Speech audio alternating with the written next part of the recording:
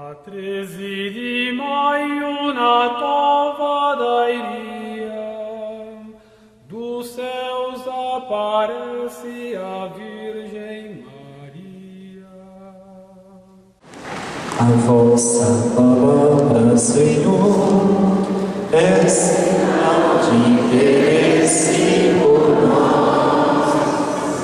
A vossa palavra, Senhor, é sinal de interesse por nós. E que bom estarmos aqui. É bom estarmos juntos, estar junto aqui do Padre Marco Aurélio, companheiro, irmão de caminhada, Rodrigo, acompanhando a no seminário da formação, é estar aqui junto de todos vocês, participando desta alegria da trezena de Nossa Senhora de Fátima. Eu venho com alegria participar dessa trezena e a imagem ou a figura de Nossa Senhora de Fátima me chama muita atenção, porque eu cresci vendo lá em casa um oratório. Hoje o pessoal não tem mais aqueles oratórios, né?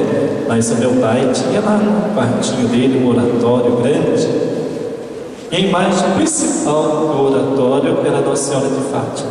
A imagem grande, bonita.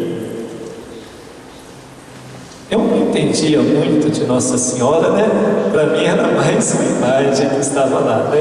Depois que a gente vai descobrindo toda essa devoção, como surgiu, e vai caminhando um pouco, e vai vivendo, e entrando um pouco dentro desse mundo religioso, esse mundo da fé. Mas cresci também vendo meu pai rezando o texto diante do oratório. Lá já reunia nós filhos à noite, e a gente ia lá rezar o texto, né? Mesmo que a gente estivesse cansado ou não, mas o texto era sagrado ali diante da imagem de Nossa Senhora de Fátima. Então, para mim, a imagem de Nossa Senhora de Fátima, então, ela marca essa imagem bonita, aquela imagem grande lá no oratório. Então, isso é bom a gente recordar essa infância, recordar um pouco dessa nossa vivência. E garanto que cada um também de vocês tem uma história, como chegaram a Nossa Senhora, como foram se aproximando também do carinho de Maria. De certa forma, Deus vai nos abraçando através de Nossa Senhora.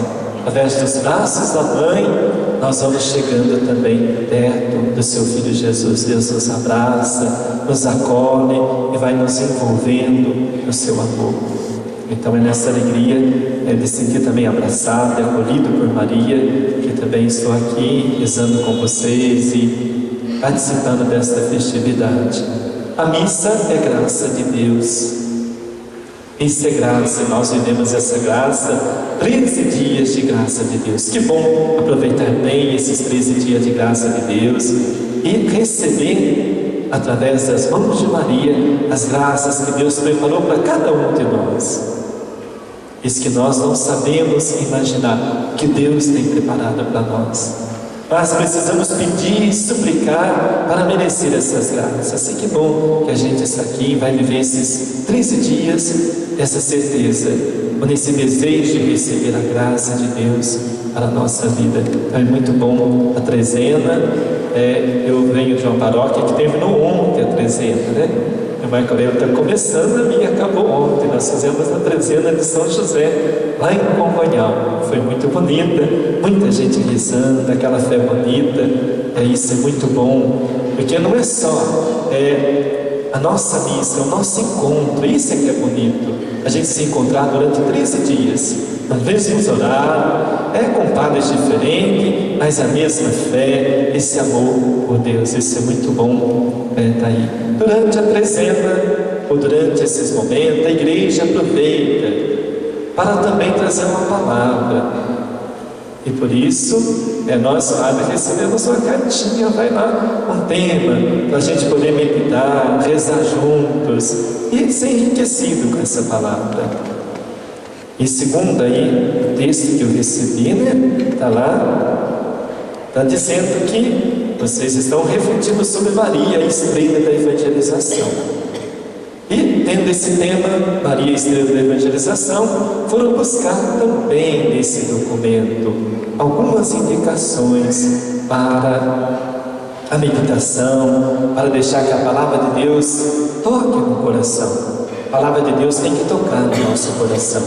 E afinal de contas, quando ela toca, nosso coração fica mais em paz, a gente fica mais sereno. A missa traz serenidade para nós. Ela nos cura, ela nos liberta, porque ela nos envolve, uma energia que vem de Deus, essa energia do Espírito de Deus.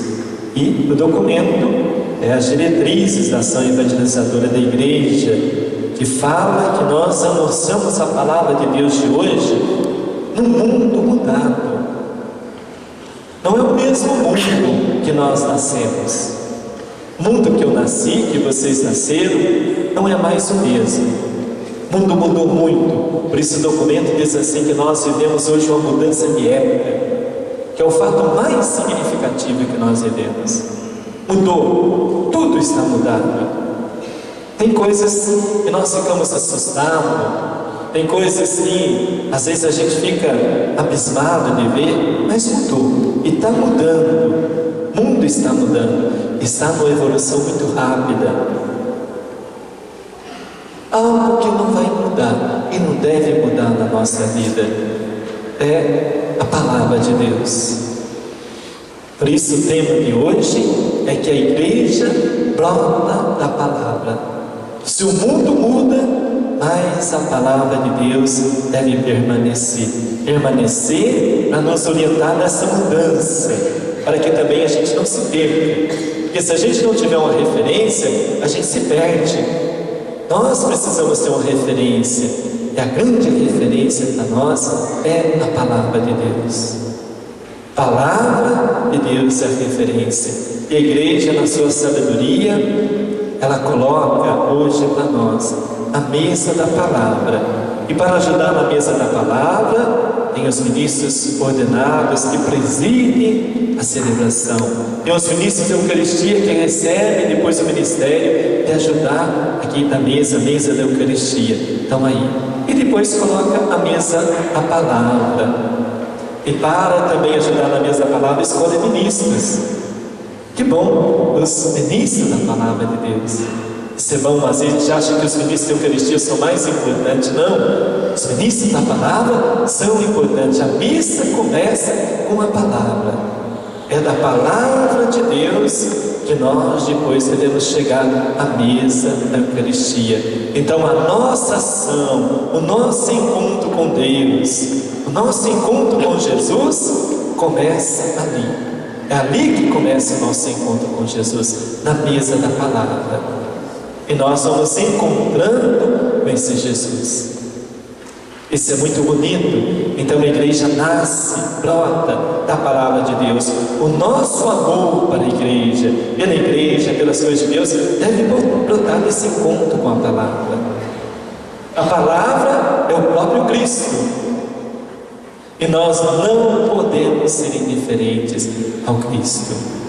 Nós não podemos ser indiferentes a esse encontro com Jesus. O próprio Jesus de hoje, na sua palavra, o texto de hoje, muito significativo, quando Jesus diz assim, que a palavra é pela palavra que nós somos julgados. Ele não nos julga, mas a palavra nos julga. E se a gente não aceitar aqui na terra ser julgado, já lá nós vamos ter que ser julgados. Então que bom a gente aceitar aqui nesta vida, fazer esse encontro com a palavra de Deus, deixar que ela toque, que ela transforme a nossa vida, que ela transforme o nosso viver, que ela transforme a nossa maneira de ser, de ver o mundo, de ver as coisas. Pela palavra nós somos transformados.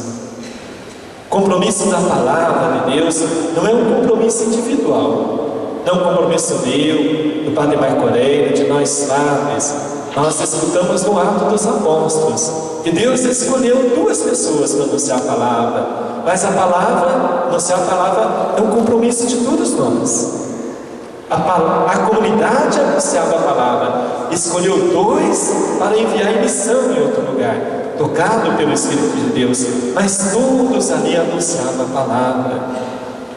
Todos nós temos que ter um compromisso com o anúncio da palavra. Se a gente quiser que a igreja toque lá em casa, nós temos que anunciar essa palavra de Deus. Se você na sua casa, no seu ambiente de trabalho, onde você vive, você não anuncia a palavra, não vai nascer a igreja. E o anúncio da palavra não é um compromisso individual, é um compromisso comunitário nosso. Que bom a gente descobrir isso, que nós temos que anunciar a palavra, compromisso nosso, e fazer brotar a igreja aonde nós estivermos, aonde eu, você estiver, que a palavra de Deus seja anunciada, para que ali brote a igreja. Nasça essa igreja de Deus. O próprio Jesus vai dizer: bem-aventurado aqueles que ouvem essa palavra e a colocam em prática. A palavra de Deus deve então mudar nossa vida, nosso comportamento. Ela deve ajudar a gente a tornar o cantinho do mundo onde a gente vive melhor. Por isso que a palavra de Deus é vida, ela é atual. Se o mundo muda, tudo muda, mas a palavra vai orientar a gente para a gente tornar esse canto do mundo, esse pedacinho do mundo, ou essa época em que nós vivemos, um pouquinho melhor. E nós vamos tornar o mundo melhor pela força da palavra. Por isso é que a gente tem que comungar da palavra. Por isso é que a gente, ao vir na missa, não podemos chegar depois do anúncio e da proclamação da palavra.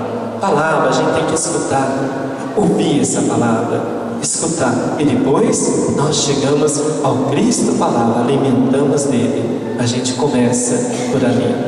Todos os sacramentos da igreja, eles são antecedidos pela palavra, iluminados, fortalecidos pela palavra, a palavra de Deus que fortalece. Então que bom a gente olhar tudo isso e deixar que o nosso coração se converta. Afinal de contas, é no encontro com Jesus que a gente tem que abrir os olhos. Quando a gente olha para os discípulos de Emaús, eles escutam a palavra, o coração vai ardendo, e você vai queimando, eles vão percebendo que algo diferente está acontecendo. E depois que Jesus parte o pão, os olhos se abrem. Foram transformados, abriram os olhos. Os nossos olhos devem ser abertos, porque muitas vezes a gente não vê o mundo que Deus nos criou. Às vezes o nosso coração fica triste, conforme o dos apóstolos. Dizem que os apóstolos naquela passagem estavam muito tristes, desanimados. Quando escutaram a palavra, o coração começou a arder. Então, se você às vezes anda triste, desanimado, escuta a palavra. Levante cedo, vai lá, leia a palavra, faz bem, você vai ver que a tua vida começa a mudar, porque você não está escutando a palavra humana, é a palavra de Deus, é a palavra de Deus que você está ouvindo. Deixe seu coração ser aquecido, depois vá ao encontro de Jesus, ao encontro de Jesus, encontre, para que os seus olhos se abram. A gente tem que caminhar aqui na terra com os olhos abertos. Não podemos caminhar aqui sem ver o mundo, sem ver as maravilhas. Porque às vezes a gente caminha nesse mundo só vendo coisa ruim, não vê as maravilhas que Deus criou. Dizem que os apóstolos, depois que saíram daquele encontro com Jesus, foram lá e proclamaram as maravilhas de Deus. Falaram: agora realmente a tristeza, a angústia, tudo acabou. Agora é um outro mundo. Quando a gente encontra com Deus na palavra, nossa vida vai mudando. Eu tenho falado, né, quando ele disse que eu estou falando, tenho falado para os padres, né? Realmente, Deus, eu sinto que Deus tem pedido isso no meu ministério presbiteral. Eu tenho falado, sobretudo agora nos últimos tempos, que a gente tem que cuidar. Nós temos que cuidar da nossa fé, da fé que a gente recebeu. Uma fé que não é cuidada, ela não cresce. A sementinha que é plantada da palavra de Deus no nosso coração, se ela não for cuidada, ela não cresce. A sementinha da palavra de Deus que foi plantada lá no nosso coração, se a gente não cuidar dia a dia, ela não vai produzir fruto. Para isso você tem que cuidar. Cuide da palavra de Deus que foi semeada no teu coração, para que a igreja também nasça na sua vida. Nasça, cresça, e como diz Jesus, possa produzir muitos frutos. A gente tem que cuidar dessa palavra, zelar dessa palavra, cuidar com carinho. Nós estamos num mundo de muita sala e a gente corre o risco de não escutar a fala de Deus. Escute, cuide para que teu ouvido, teu coração, escute a palavra. As vozes que estão aí não devem nos confundir. A gente tem que saber fazer o discernimento do Espírito. Por isso que os apóstolos rezaram, pediram discernimento para poder descobrir o que Deus queria através dele, para escutar a palavra, escutar o que Deus queria deles. Então que bom a gente fazer esse discernimento da palavra, deixar ser tocado, cuidar para que essa palavra então faça a gente crescer, faça a gente ser melhor. E se a gente é melhor, a gente vai tornar um canto do mundo onde a gente vive melhor e vamos poder cuidar melhor do mundo. Nós cuidamos do mundo, cuidamos das pessoas, iluminados e fortalecidos pela palavra. Então que fique essa mensagem para nós, que a igreja possa brotar então nesse encontro da palavra, brotar na nossa vida, no nosso coração, brotar entre nós e que nós sejamos sempre mais fortalecidos por essa palavra, que a gente não deixe de alimentar a nossa vida com a palavra de Deus.